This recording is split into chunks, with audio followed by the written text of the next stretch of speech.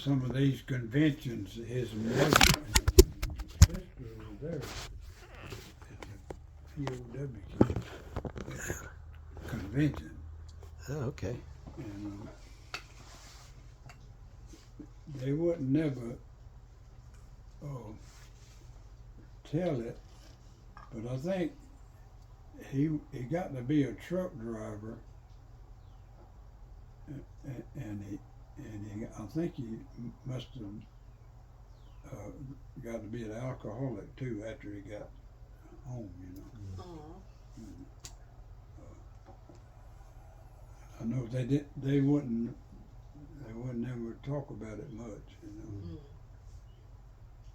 Johnny was his first name, but the reason they gave us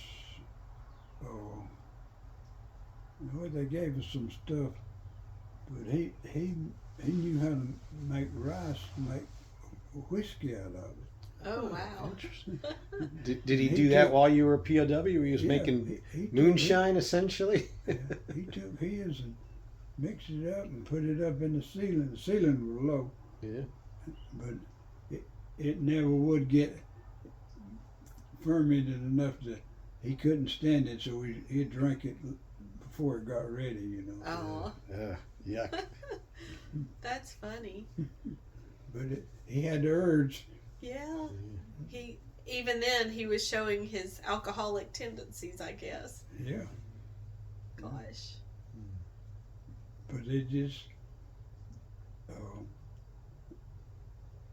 we got separated, and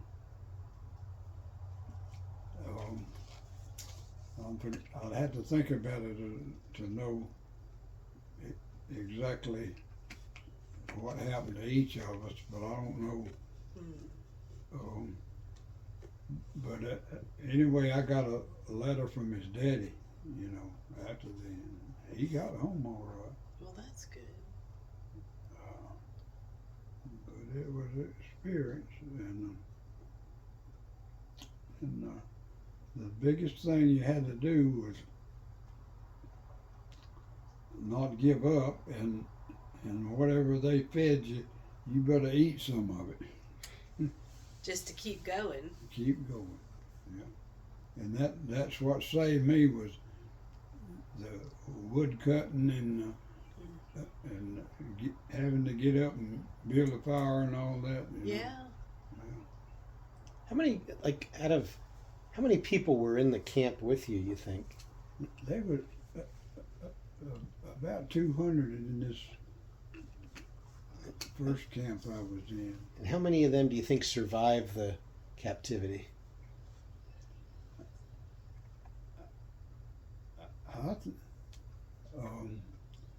I would say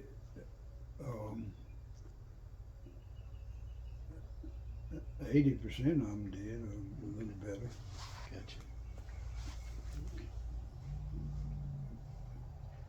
But you wouldn't. We had to bury our own. I never did go on a burial detail but once.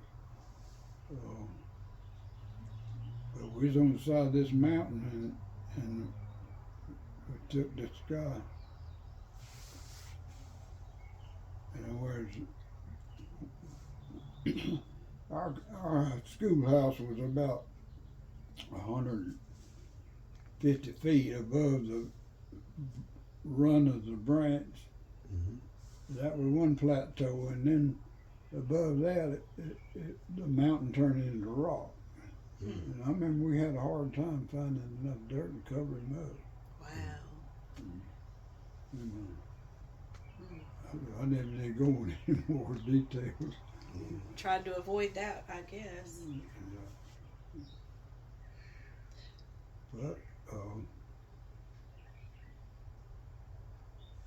and then a lot of them. This one boy from Ackworth, he'd been over there a while, and he went through one of the winters and got his feet froze and all that. Mm. And he suffered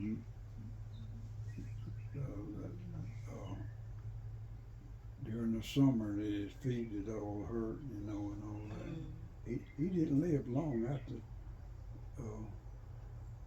he got home. But the funny thing about it, his name was Newberry. I don't guess y'all ever heard of Bunner's Hope Gold Mine. It was down around somewhere around Roopville. There's Bonner's Gold Mine Road, not too far from us. You know, back in there, it cuts over to Roopville. Yeah. Well, he got home, and I think he married the first girl he met. Mm. And this colonel or something had bought Bunner's Gold Mine, and he enticed him to move out there and live. Yeah. And I went to see him one time, and they had a little boy. Yeah. But I don't remember whatever happened to him after then. So they were Newberries? Yeah. That name sort of rings a bell. I'll have to look and see. Because that child might have been, I mean, it's probably about your kid's age, right? Yeah. Well, he would have been older than... A little bit older than they were. Yeah. But I went to... I went and spent the night with him in Ackworth. Wow. And the other guy was Newton. Mm-hmm. He was he hadn't been married long when he got drafted. And then he got captured. And he was a thin guy, and he always he was in that cook squad too. And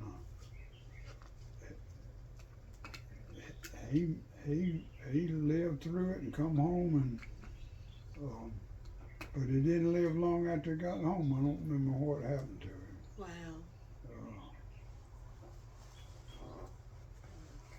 He was. We was coming home on the airplane, and he had bought his wife a dress somewhere out that way, and he got one of the stewardess to model it for him. Oh. That was quite a show. I guess so. Yeah. I bet all the soldiers love that, huh? Yeah. And that other guy was from Fitzgerald.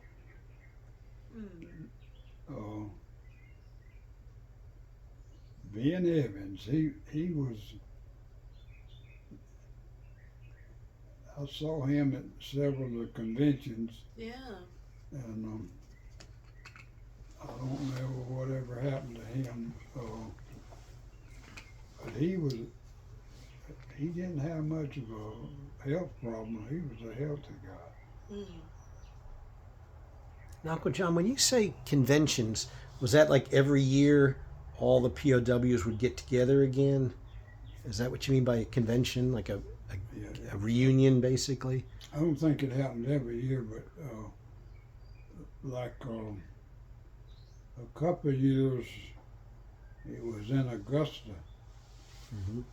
And then I went to several, but I didn't go to all of them. But you just they had they had it planned out and had something for you to do all the time. Yeah. I remember one time we went to that place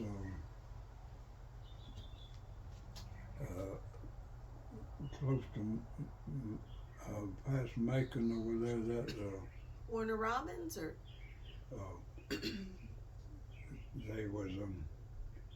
there was a POW camp there.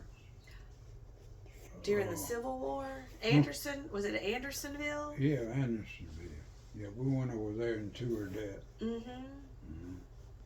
Yeah. Now they had, you know, you think you could had to have a bed and go to sleep at night. You could lay down, you could go to sleep. You kind of get to that point where you don't need the other stuff. You thought you did, right? No. I remember one place we were on our marching back to the, and come night, and was on the side of the mountain had grass on it, had growth on it. Okay. It was so steep, you had to lay by a tree to keep from. Rolling down the Oh hill. my gosh. Yeah. I remember you telling me one thing that a while back about that you were grateful that you were captured by the Chinese Oh yeah. because the North Korean troops were a lot meaner than the Chinese troops were, right? Is that the experience you've heard or experienced? Was see, the Chinese had two sets of officers.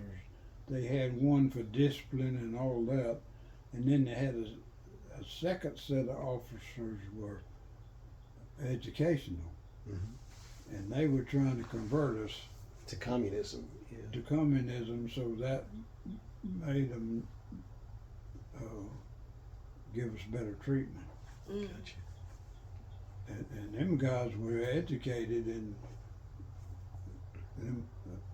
the colleges in the United States. Okay. Wow. So they spoke fluent English and everything then. Shanghai, you know, when, Yeah. oh well, they always said war was hell, and they had that name right. Yeah. That's true. Well, I know you were glad to be back home.